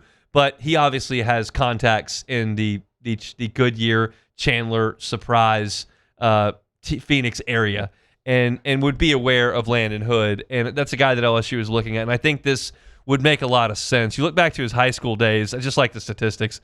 His last year, he threw 17 complete games as a senior, had 138 strikeouts and 10 walks. His ERA was under 1. Now, that's high school, and we get it. But in college, I like a lot about what we saw from Landon Hood this year. He was, more often than not, asked to come out of the bullpen for Gonzaga, but it wasn't like a one-inning situation. He was oftentimes turned to for 3 or 4 innings out of the bullpen, and really was exceptional. He threw 54 and a third innings. He pitched to a 2.48 ERA. He struck out 78 hitters and walked 21 in those 54 and a third innings. That's real stuff there. The outing that I like the best, he faced Oklahoma in Norman in March. He worked 3 innings. He did not give up a hit. He did not give up a run. He struck out 7 and walked 1 in 3 innings against Oklahoma, got the save. I will add a caveat because I watched the outing today on YouTube. One of the strikeouts, one of the 7, was a pitch clock violation. So it was really 6, but we'll give him 7. He gets credit for the strikeout on the pitch clock violation. But you look at Landon Hood, he is a right-handed pitcher. He is well put together at 6'3", 200 pounds. He has an average fastball velocity of about 95 miles an hour that did touch 97 at times this year. And his best pitch is not the 97-mile-an-hour fastball. It is the fading straight change, which is a lethal offering. It is a great pitch. He's got a sharp breaking ball as well. It's got a little hump to it as a curveball. But the fastball is firm, and the changeup is really good. And I think it would play at the SEC level. And he obviously threw a lot of strikes as well. You look at extra base hits. He only gave up 3 home runs all year. Only gave up 6 between doubles and singles. So 9 extra base hits in 54 and a third innings for Landon Hood. This is a legit dude. He was the West Coast Conference's Freshman of the Year. He is going to command a lot of attention from a lot of different schools around the country. And LSU has kind of got their foot in the door here and is trying to make a move. I don't know where they are in that process. I don't know exactly what Hood's plans are moving forward. But this is a guy who I think profiles as a starting pitcher in the Southeastern Conference. That's what I see when I look at Landon Hood. Now, I do believe his profile is fairly similar to Cooper Moore and Kason Evans. They're all 3 right-handed. They all have fastballs between 92 and 96, and they all like to throw a straight changeup. So that's not ideal. I think in a perfect world, Jay Johnson would like to add a left-handed starter. If Cooper Williams is not going to be that guy, if Santiago Garcia is not going to be that guy, if Danny Lockenmeyer is not going to be that guy, you would like to have a left-hander to sneak into that rotation. I don't know whether or not it's realistic to look at your visitor from yesterday from Northwestern State and say, hey, that's a guy who can be a starting pitcher. 1, he's coming off of elbow surgery. 2, he was a bullpen guy at Northwestern State and hadn't been stretched out to that extent. So I don't know if that's necessarily the best basket to put all your eggs in. But Brody Trosclair is a talented left-handed pitcher they're looking at, and they do have some talented left-handed pitchers on the roster. But like Plog's not going to start. He's going to be a left-handed bullpen guy. And so the concern is not whether or not I think Landon Hood can pitch in the SEC. I think he can. The concern would be he's similar to 2 of the 3 guys you've got in your starting rotation right now. He's not as similar to William Schmidt. Schmidt's more of a max effort guy, more of a breaking ball guy instead of a changeup. He's got a bigger arm. He's a better prospect, I think. But it's a guy that I would be really happy if LSU could get into the boat. He is pretty healthy. He is strong. He has been stretched out at times. I mean, I told you he's a reliever, but let me give you some of the outings here. Against Hawaii, he went 6 1/3 and threw 82 pitches. Against Creighton, he went 5 innings, threw 101 pitches. Indiana State, he was over 100 pitches. Against San Diego, he was at 99 pitches. The last outing of his year was against San Francisco. He went 6 2/3 innings of shutout baseball, 8 strikeouts, 2 walks, 98 pitches. So while he only had 4 starts on the season in his 18 appearances, he is a guy who can stretch out, can be called upon to go 115 pitches once that weather warms up next year. So this is a guy I would really like LSU to add. I don't know whether or not they're going to be able to get that done, but it is certainly a guy that LSU is interested in. I mentioned Mikey Bell yesterday as a hitter they're interested in. He's Gonzaga's third baseman. So in a single Hunt Palmer show here in June, I had mentioned Gonzaga in 2 baseball instances and 1 basketball instance. That's 3 Gonzaga references in 1 June show here for the Hunt Palmer Show. That, I'm confident, is a record over the course of the last 5 years. But I think this is a guy that LSU could absolutely land, and we'll see if that does happen. Trosclair left town. He's headed to Fayetteville for a visit. I don't expect that Landon Hood will just pop into LSU and then just commit on the spot. I think he's going to be a guy that's courted enough to go drive it into a bidding order at times. But I think LSU will be competitive here, and my sincere hope is that they can make that work, because I think that Landon Hood is a heck of a baseball player, and they would do well to land him. He's got everything you want. Last piece on him, I wrote this in my story on him. He allowed on the season 15 earned runs. He allowed 12 of those in 3 outings between March 14th and March 27th. So 2 weeks, 3 outings, 12 of the 15 runs. In the other 40 innings that he threw, he allowed 3 earned runs. That's an ERA well south of 1. So this is a guy that's really good. So hopefully LSU can bag him. That would be an awesome thing. Our Thursday show is brought to you by Sagrera Farms Premium Angus Beef. I'm going to give you Sean Sagrera's phone number during this read. So if you're looking for some of the finest beef in the country, you need to call Sean, and I'm going to give you his phone number. But Sean's got a process. He strategically mates cattle to produce an incredible product time and time again. It's consistent, it's repeatable, and it is some of the best beef you will ever eat. He has prime beef all over that farm. You go and look at the IMF scores. That's how you tell what grade beef is. And if you look at something between 1 and 3, that's select. That's bottom of the barrel. 3 to 7, that's your choice. That's where you see 60% of beef. And then 8 plus, that's prime. Sean's got cattle on that farm right now. You're looking at 8, 9 being prime, 10, 14, 18, 20 on that scale, more than twice the standard of prime. And all that beef is going to be raised on grass, finished on grain, dry aged 45 days, and ready for your freezer. It's a game changer. It's been a game changer in the Palmer House. It's grilling season. It's summer. You want the best ground beef. You want the best ribeyes, best fillets, best flank steaks. You want the best briskets, chuck roasts. They got them at Sagrera Farms. Give them a call, 225-719-1723. That's 225-719-1723. Sagrera Farms brings you our Thursday shows. We're chugging along here on this Thursday.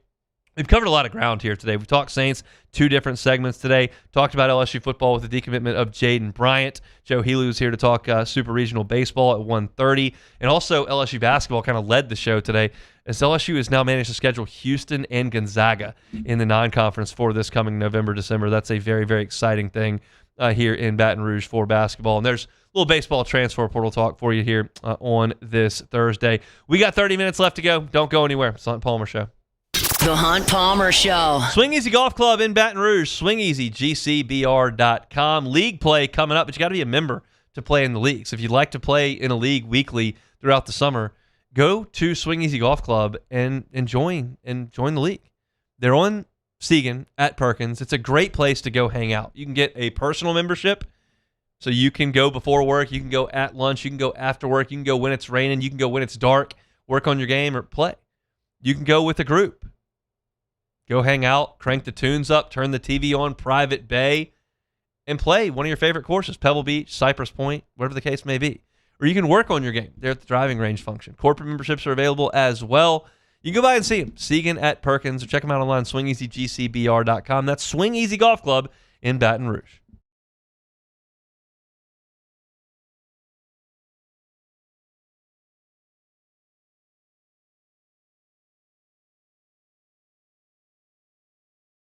Parrish Construction and Roofing. Trusted by champions, built for Louisiana. Do business with someone you know. Parrish Construction and Roofing.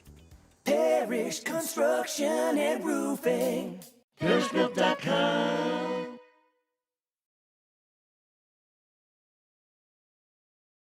At Bayou Automotive, we believe in a sales process that puts you first. We want you to experience an easy purchase with clear pricing and great service. Let Bayou Ford and Bayou Chrysler Dodge Jeep Ram be your trusted partners in finding your perfect vehicle. The crew at Bayou Automotive is going to do right by you.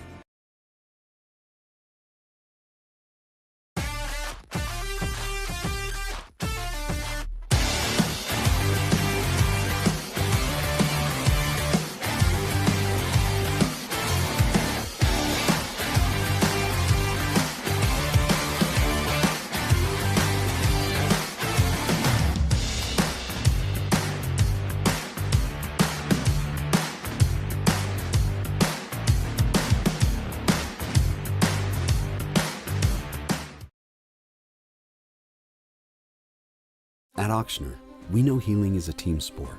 That's why we've partnered with world-renowned orthopedic surgeon Dr. James Andrews to create the Ochsner Andrews Orthopedics and Sports Medicine Institute. Whether you're a professional athlete or a weekend warrior, our team of specialists are dedicated to getting you back in the game. So whatever your reasons are for reaching your personal best, we've only got one: you. Ochsner Andrews Institute. Long live you.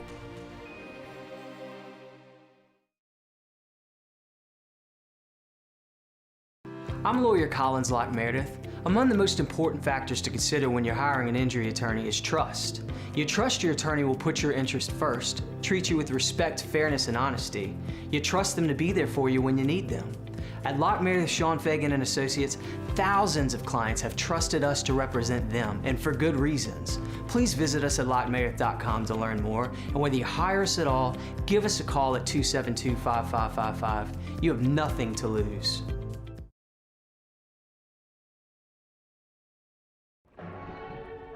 These are the luckiest ice cubes in the world.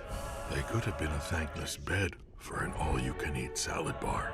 But instead, they've been called upon to cradle and cool a crisp, refreshing Dos Equis.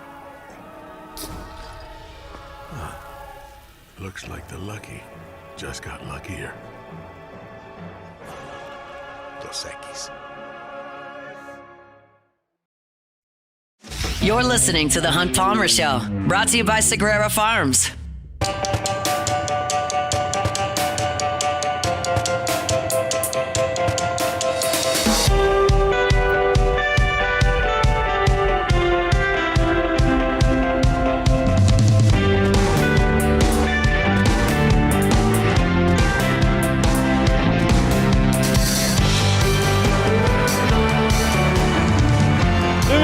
Here, got a half an hour to go here on this Thursday edition of the Hunt Palmer Show. Well, they say the apple doesn't fall far from the tree, Jordan. My guy Myers, this week is wacky week at school. Started with crazy sock day on Monday, went with some monster truck socks. Then it was crazy hair day on Tuesday, so his mom made his hair like a dinosaur, apparently. Little mohawk? Yeah, the last 2 days. Yesterday was costume day. Okay. He goes with the full LSU football uniform. Okay. Today was school spirit day, so he went with the full LSU baseball uniform. Oh, right. So in the last 2 days, we've gone full LSU garb for the entire school day. He's locked in, man. Yesterday, I showed up, and they were reading a book to the whole class, so all the kids were sitting Indian style while the teacher read a book, and he was just in full uniform with a helmet on. Okay. Listening to the book. So when you walked in, what were some of the other costumes that caught your eye, maybe? One of the kids was dressed as Woody. Okay. From like the Toy that. Story. And when Myers walked in, full football uniform with his helmet on, he walks in, and the kid dressed as Woody goes, "Whoa, a baseball player!" And Myers goes, "No, a football player!" Like yelled at the kid. I was like, "Myers, calm down. He doesn't know. Like that's not everybody's as locked in as you are at this point. Man. Not everybody's watching LSU football and baseball YouTube videos like you are." Oh my! You did say that during the season. He was constant. What highlight game? What game was it? The Arkansas Louisiana game? Tech game. Oh, it was a lot Tech where game. Where LSU scored like 13 points. There's no highlights in this game. Like the only highlight in the game, Xavion Thomas busts a long run down the left sideline, and Harlem Berry shakes free and runs out, and that's like all the highlights. And Myers just loves it. He calls it the the Tigers and the Bulldogs that run outs because LSU runs out of the tunnel in the first scene of the YouTube video. So the Joe Sloan special. That's it. So it was his first game ever. So I don't know if that's why he watches it, but it has been played in our house a billion times to this point. He's locked. Speaking of LSU football, just a generic segment here on ESPN.com list that I saw. Top playmakers among non-quarterbacks in college football entering 2026. And LSU does not have a player on this list. And it's not just offensive players. Like, they do have Malachi Toney from Miami, who's a stud, that he's on there. But then they've got, like, John Henry Daly from Michigan, who's a defensive end, a senior defensive end. Kejuan Lacey is on the list from Ole Miss at running back. And they got Colin Simmons at edge from Texas, who is a sack monster on the outside. Jeremiah Smith, of course, makes a list from Ohio State. They got a couple linebackers in Trey White and Adam Trick from Texas Tech. And then I saw a familiar name, and I did not realize. I knew he played well last year. I did not know what his statistics were. But Xavier Atkins, who signed at LSU out of high school, played a year at LSU, transferred to Auburn. He had 9 sacks and 17 TFLs last year. Debo. He led the SEC in TFLs, which I don't know that maybe I realized at the time, but I didn't remember that. But that's a familiar name on this list. They got Cam Cook, running back from West Virginia, Cam Robinson, linebacker from Virginia, and then Tyreek Tucker, defensive tackle from Indiana. But LSU does not have a player on this list. And that got me to thinking about the philosophy that Lane Kiffin has employed, which is, at most positions, but certainly as he's mentioned at running back and wide receiver, they're probably not going to break the bank for that position. Instead, they want to have, between the two, probably like 8 dudes, maybe 3 running backs, 5, 6 wide receivers, 8 or 9 guys that they can trust, that are good, that are proven, that are old. And that's what they've done. And undoubtedly, 3 or 4, maybe more of the wide receivers they brought in last year are not going to help this year and are probably going to transfer out. Like, that's just the way it's going to go. But you still have to stock the shelves. And the deal is, and this is the way that I always term it, it's not a perfect analogy by any stretch, but I think you understand the point. You just accumulate as many lottery tickets as you can. And you feel like if you do that, enough of them are going to turn up hits that you've got a competent receiving core. What he's trying to protect against is spending 75% of your receiver budget on Cam Coleman, and then he tweaks a knee and misses 3 weeks, and you don't have 75% of your receiver budget. Instead, we're going to chop this up a lot of different ways, and if we lose somebody, well, that stinks. We don't want that, but we do have a lot of capable backups that can come in and be essentially the same type of guy, and we can run our offense the way that it should be run.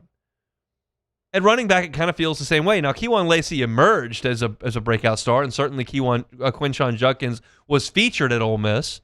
And maybe LSU has that this year, but it doesn't feel like it. It feels to me like Harlan Berry and Dylan Jones and obviously Caden Durham. I was thinking Case and Evans. Caden Durham, who I've watched play for 2 years now. You would think that name would just roll off the tongue. Those guys are probably going to split a lot of the carries. And you look at wide receiver, and they're probably the only guy offensively that's non-quarterback with Levitt that's going to be a stalwart, I would think, that just doesn't come off the field and dwarfs his position mates in terms of production is Trey Green. And when you get that guy, you work that guy. And we saw in the spring this year, when he was fully participating, which was most of the time, even though he was in a non-contact jersey, Trey Green was being featured in the offense. They were throwing him screens. They were throwing him jump balls. They were throwing him balls over the middle of the field. Like, Lane Kiffin is going to use his primary dudes when those guys show up. But he's also going to spread the wealth and make sure that you've got a lot of various players, that one guy missing time for whatever reason doesn't derail you at the position. And there's 2 schools of thought on that. Like, 1, that's a great idea to diversify yourself and make sure you've got enough capable guys. And 2, great players help win games. And I don't know if LSU's got a first-team All-SEC wide receiver. I don't know if they got a first-team All-SEC running back. They got a first-team All-SEC tight end, but I don't know about the other 2 spots. So I can see it both ways. Obviously, I want a situation which was a unicorn-type deal where you get Jamar Chase, Justin Jefferson, Terrace Marshall. to go handle their business on the outside. But that doesn't always happen. You get Malik Neighbors and Brian Thomas. That doesn't always happen. This doesn't feel like that at LSU's wide receiver room. It doesn't feel like they've got Fournette and Geis at tailback. It feels like they've got a host of helpers. And I think that's risk averse and probably raises your floor. Does it lower your ceiling? I guess it remains to be seen. I guess that's something we'll help learn. If they go out there this year and nobody's named a first-team All-SEC tailback and nobody's named a first-team All-SEC wide receiver, maybe Levitt is if they succeed, but like the guys that are catching the ball and running the ball, and maybe you got a second-teamer and a couple third-teamers, 3 second-teamers, whatever the case may be, then he'll be proven right that you can score 34 points a game with a bunch of guys who are interchangeable. And maybe that's not the case, and you need to get a star. I'm not suggesting in any way, shape, or form right now that Lane Kiffin's wrong. In fact, I think he's probably right. But I am leaving the door open for a little bit of skepticism. And look, I don't think LSU's... don't misconstrue this. Sometimes when I start talking, I feel like I'm listening through your ears, and I may hear something that you may disagree with and push back on. And so sometimes I'll go back and address it. I'm not suggesting LSU doesn't have talented players at receiver and running back. I think Dylan Jones is going to be a really good player. I think Harlan Berry could be a game breaker. I love watching Jace Brown run routes. I thought Winnie Watkins had a monster spring. I think Trey Wilson is so elusive and so sudden. I think Jackson Harris is a big-time physical receiver. There are dudes in this room, but none of them look like Cam Coleman. I don't think any of them are going to play like Malik Neighbors. And so I think it's an interesting test case. And not that this list from ESPN.com with the best playmakers in the country was one that, swayed me to thinking this. This is something that Lane Kiffin has said out loud. But it's interesting. And I'm curious to see how it plays out. And if you feel like at times you're missing that guy that can take over a game, you're missing that guy that can make the contested play, you're missing that guy that can bust a 60-yarder like Kejuan Lacey did last year for Ole Miss, you may have it. Caden Durham's done it in his career. We think Harlan Berry's got the capability of doing it, but it's just I don't think when we get to Tampa. I don't think when we get to Tampa for Media Days next month in like 7 weeks, I don't think that LSU is going to have a first team or a second team or a third team tailback. I don't think LSU is going to have a first or second team wide receiver in the preseason. That doesn't mean anything, right? I'm well aware that doesn't mean your offense is bad. It's just a bunch of sports writers filling out paper. But there are times where you go into a season like knowing what you've got in terms of a game breaker. And I don't know that LSU's got that. I think you just have a lot of good. Does that lower the floor? I think it's worth a discussion. I'm confident in LSU's offense. I'm confident in Lane Kiffin. I'm confident in Charlie Weiss Jr. I'm feeling better about Sam Levitt with the videos that are coming out. And I liked what I saw from the skill position guys when we were out there in spring football. I really did. I think that there were some real things to like. But it doesn't look like Kejuan Lacey. It doesn't look like Cam Coleman. It doesn't look like Kadarius Toney. To me, yet. We'll see. Let's look at LSU football here on this Thursday. We're brought to you by Sagrera Farms Premium Angus Beef. Take a time out. We will come back and close this show out. That is next. The Hunt Palmer Show. Ochsner, our good friends at Ochsner, taking care of you all May long. They were telling you about the Stroke Awareness Month, obviously. They did that all May long, and it was fantastic information. And they want to remind you in June that whether you're an athlete or just trying to stay active, Ochsner Andrews Orthopedics and Sports Medicine Institute can help get you moving and keep you moving. Got access to the highest level of specialized care, some nationally renowned expertise, the latest equipment, modern facilities, and that includes a convenient walk-in orthopedic clinic at Elite Training Complex at Burbank. If you drive by on Burbank and you see it and you go, the thing with the goalposts out front, that's Elite.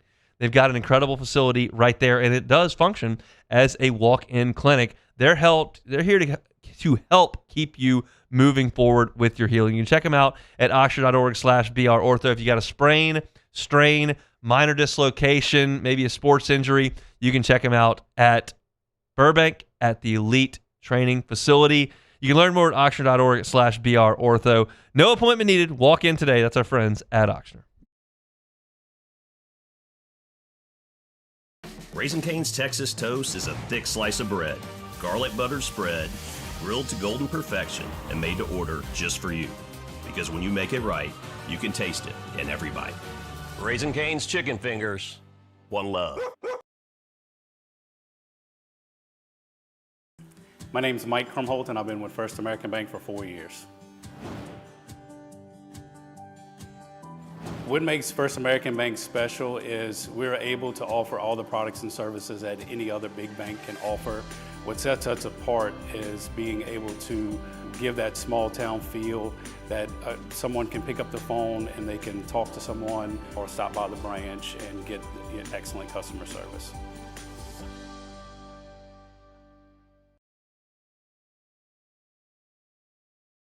We typically think of stress as being bad for us. At Our Lady of the Lake and LSU, we are researching how certain types of stress, such as exercise, can be good for our immune health. By studying people under extreme stress, such as athletes, astronauts, service members, and first responders, we're learning how to improve the immune health of everyone. That's the power of research. That's the impact of champions. Together, we roar.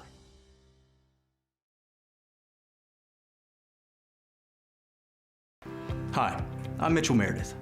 At Locke Meredith, Sean Fagan and Associates, we know each case and client are unique, and that no two cases are the same. But one thing remains constant, and that is our passion to help our clients.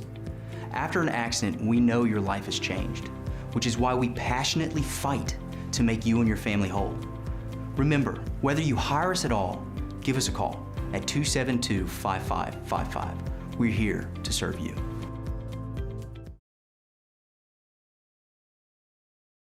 I'm Gabrielle McLeod on behalf of the Louisiana Propane Dealers. I have spent hundreds of hours preparing for scholarship competitions. That preparation paid off when I won the Fitness and Talent Awards along with the title of Miss Louisiana. The Louisiana Propane Dealers are also pretty talented and want you to be prepared for when the power goes out. Visit LouisianaPropane.com to find out about propane generators and other safety tips. Louisiana Propane, it truly is the fuel for our future.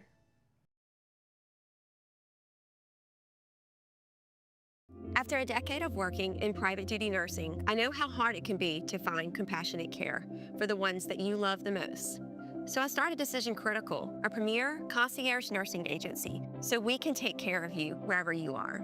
Our highly skilled nurses provide exceptional care from the comfort of your own home with personalized packages for short-term, long-term, or even around-the-clock care.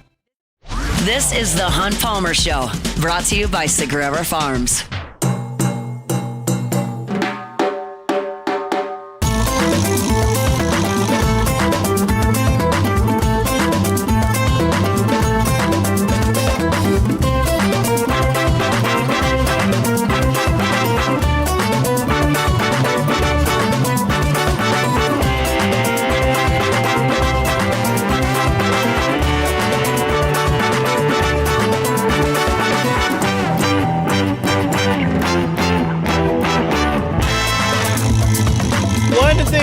Here on a Thursday, brought to you by First American Bank and Trust. First American Bank and Trust, you can find them online at fabt.com. Started up in 1910, 116 years later.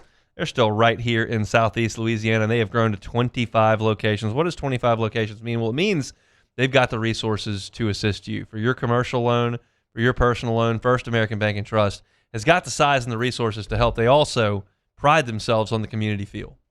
All their locations, all 25, are right here in Southeast Louisiana. That means the decisions that are made on your commercial loan, on your personal loan, are made locally. They're made by folks you go to church with, folks you see at the Little League baseball field, folks you see in the carpool line, the restaurant.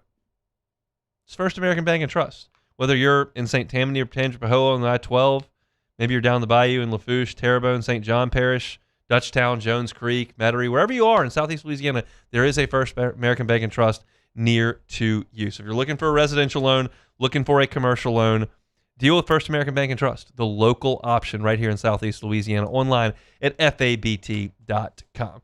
All right, it's been a fun show here on this Thursday. Hope you're safe out there. We're working towards the weekend. Tomorrow's show should be a good one. Preston Guy, TigerBait.com will talk some recruiting with us. Another big weekend coming up for LSU on that front. Super Regionals will get started around the lunchtime hour tomorrow, so we'll preview all of those. Imagine some baseball transfer portal news will continue to leak out. We'll get to a lot of that. Saints OTAs continue, so no shortage of things to talk about this time of year, which we were a little concerned about it, but I've not had any trouble filling the show whatsoever. We'll see how things progress once the Saints hang up OTAs and Super Regionals in Omaha are done, but that's just the nature of the sports calendar, I guess. But we're happy to be here, and we'll be happy to be here tomorrow. I hope you'll join us for all of that. Right now, take it or leave it. Take it or leave it. Take it or leave it. Today's hottest stories in sports, news, and sometimes even Hunt's life. The question is, will he take them or leave them? All right, so last night for the NBA Finals, a fan who ran to center court during the fourth quarter of the NBA Finals attempted to take a selfie with star Victor Wembanyama. He was arrested and given a lifetime ban from all NBA arenas. To make matters worse, Wemby was too tall for the selfie, and he was only able to get up to his shoulders. So getting banned and still not getting the selfie, take it or leave it. I'm going to leave it. Leave it alone. People are so stupid. Very. This is a stupid thing to do. It's a stupid thing to do. And I don't get why people are so stupid. Yeah. And what makes matters worse is, Hunt, the video is like Wemby kind of embraced him a little bit. Like, get your little picture or whatever. And he's so tall that this guy was up to his stomach. Like, that put into perspective how tall this guy really is, though. That you risked getting banned and getting arrested. Let's just talk this out. Like, best case scenario. Okay. You run out on the court, get a selfie on your phone with Victor Wembanyama. Yep.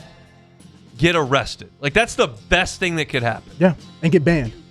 Worst case scenario, you screw up the picture, you get arrested as well, and then you stay in jail and you get some sort of massive bail, and you screw up the picture and you're banned for life from NBA. I just the plus minus here on this is so out of whack. Yeah. Whatever. Like, you can't even do anything with the selfie. It's just have. I don't know. It's just so dumb. And the real cherry on top is that you paid all those monies for those tickets. Yeah. You paid over $1,000 for those tickets. So, oh my goodness. So, wide receiver Watson and the Packers agreed to a 4-year, $100 million extension that includes a $30 million signing bonus, according to Adam Schefter. The new money averages out to around $27.6 million a year, the same as George Pickens currently. So, do the Saints need to hurry up and get Olave signed? Take it or leave it? I'll take it. I don't know what of his contemporaries are out there on the market. I'm not going to comb through every NFL team and see who's a contemporary of Olave and what their contract situation is. But we know that Drake London is certainly a contemporary, and we know that got done, and that's going to drive the cost of business up. So, like Luke talked about it in the first hour, and it makes sense. They may be haggling over some guaranteed money and some incentive-based stuff because of the concussion issues. But, as time goes by, it's probably going to cost you more. If you know you're going to sign them, just get it done. Yep, exactly. And then, again, no more distractions. It's over with. Yeah. Sign. Let's get to the season. So the Santa Clara County District Attorney Office issued a arrest warrant for San Francisco 49ers. I guess he still plays for him. Brandon Ayuk on a misdemeanor charge of excessive speeding. The warrant is a reference to a video Ayuk posted on YouTube in December, which shows him speeding over 40 miles over the speed limit past Levi Stadium where the Niners play. So is Ayuk's fall from grace one of the most puzzling we've seen? Take it or leave it. I mean, I'll take it. People are stupid. Why are we videoing ourselves post it on breaking YouTube. the law and putting it on? I just don't. What are we doing? Like, what are we doing? This is a line I use oftentimes. Life is really hard. It's hard out here. Like, it's hard. It's not that hard. It's not that hard. Yeah. You don't have to do that. You don't have to run on the court during the finals and take a selfie. You don't have to put yourself breaking the law on YouTube. It's not that hard.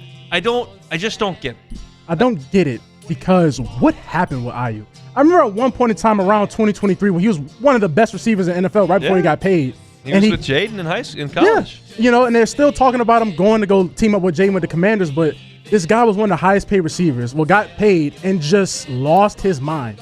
Like kind of Antonio Brownish a little bit, but just completely lost his mind after getting his money. Yeah, I don't get that. I have no idea what is going on with this with the NFL players, and I guess it's with the head injuries or whatnot, but just seeing how IU, because I had him in my fantasy team, seeing how seeing how this guy is transpired. Yeah, it's I don't get it, man. So you're right. Life is hard, but it ain't this hard. So that's it for Take It or Leave It. That's it on this Thursday for Take It or Leave It. I want to remind you again about Sagrera Farms Premium Angus Beef. Look, you are paying a premium when you go buy your beef wherever it is that you buy it. You're paying a premium. The price has gone up. Herd levels are very low. Supply and demand dictates that prices rise. So you're paying a premium, and you're probably not getting a premium product. How many DNA are in that ground beef that you're buying wherever you buy it?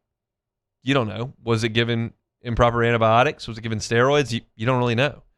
You get a lot of questions about that beef that you may be buying. You don't have any questions if you go to Sagrera Farms. You know that you're getting one DNA, one cow, prime every single time. Flavorful, tender, well-marbled, ground beef, ribeyes, New York strips, fillets, flanks, chucks, brisket, the whole deal. It can be a game changer. Father's Day is coming up.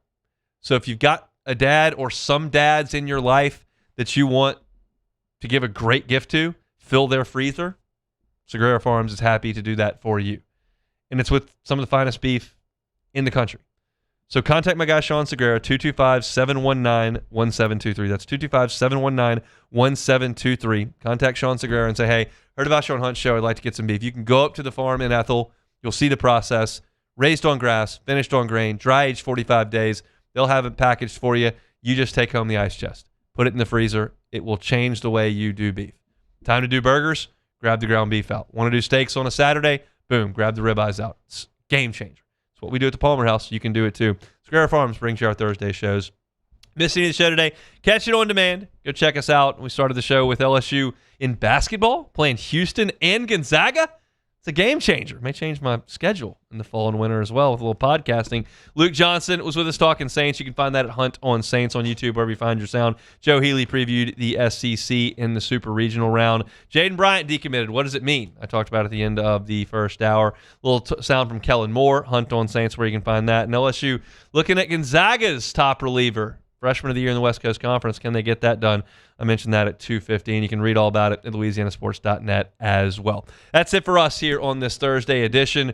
Matt Moscona is going to drive you home, but not from here. He's over there in Lake Charles. He'll be here from AFR from 3 to 6. We're back tomorrow. Same time, same place. Excited for it. It'll be a Friday edition of The Hunt Palmer Show. The Hunt Palmer Show. I love telling you about Marucci. It's such a cool story. And you can learn that story if you don't know it.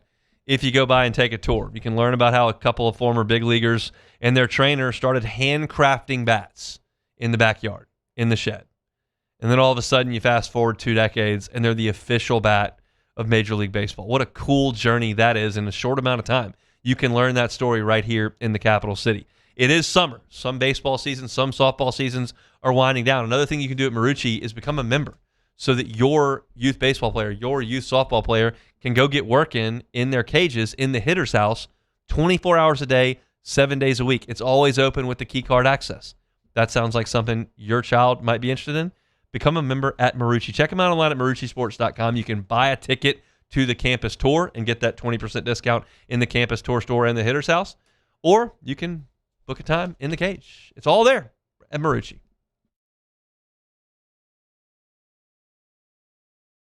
Championships are won with preparation, and so are great roofs. The Tigers don't cut corners on the floor. Parrish Construction and Roofing won't cut corners on your home either. Do business with someone you know. Parrish Construction and Roofing. ParrishBuilt.com.